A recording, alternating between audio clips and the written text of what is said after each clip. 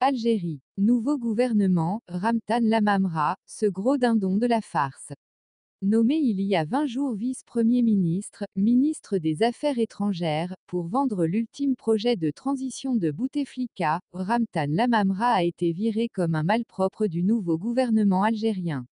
Décryptage. Sa chute aura été aussi rapide et vertigineuse que sa promotion, il y a à peine 20 jours, en tant que vice-premier ministre, doublé de Mey et donc de VRP de l'ultime bataille de survie livrée par le régime de Bouteflika. Lui, c'est Monsieur Ramtan Lamamra qu'on ne vous présente plus tellement son nom est associé à toutes les escroqueries d'une mafia au pouvoir incroyablement biberonné à la rente, la rapine et le mépris de son peuple, pour ne pas parler de cette haine anti-marocaine qui lui est chevillée corps et à accent circonflexe. Le 11 mars dernier, Ramtan Lamamra, alors ministre d'État conseiller diplomatique auprès de la présidence, a été nommé numéro 2 du gouvernement de transition, et ministre des Affaires étrangères. Il devait user de son bon carnet d'adresses à l'étranger et de son prestige, ou ce qu'il lui en restait, pour tenter une opération de sauvetage au profit de son régime auprès des anciens soutiens, la Russie, l'Allemagne, la France et l'Italie. Circuler, rentrer, le super ministre est rentré bredouille de cette virée. Ironie du sort, l'avocat de ce régime en déliquescence s'est ramassé même à Moscou, pourtant allié à toute épreuve. Le mail russe, Sergueï Lavrov, avait juste mis en garde contre une hypothétique ingérence étrangère dans les affaires intérieures de l'Algérie, se gardant bien de manifester la moindre commisération à l'endroit du régime en rupture de ban.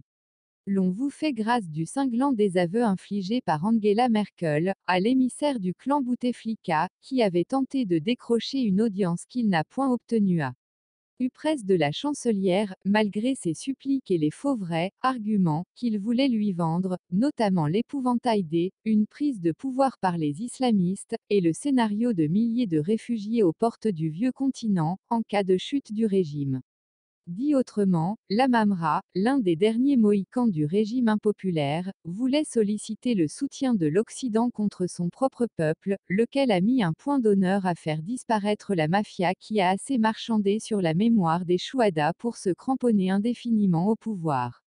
Et continuer de piller les richesses du pays. Il fallait donc être un fiefé cynique pour envisager une opération contre son propre peuple, au profit de qui?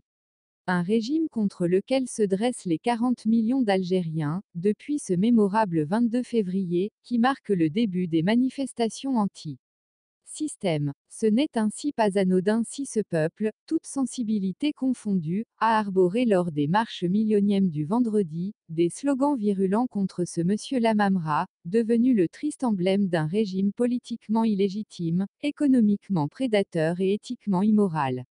Et comme un malheur ne vient jamais seul. Lamamra est aujourd'hui viré comme un malpropre par ce même régime qu'il tentait misérablement de défendre il y a quelques jours, et dont il essayait de flatter les lubies incroyablement anti-marocaines, du côté de Genève, à l'occasion du second round de S pour parler sur le Sahara, 21 et 22 mars, ou encore de Pretoria, lors de la conférence pro-RASD, des 24 et 25 mars, qui s'est révélé être l'un des plus retentissants fiascos de l'histoire des ratages.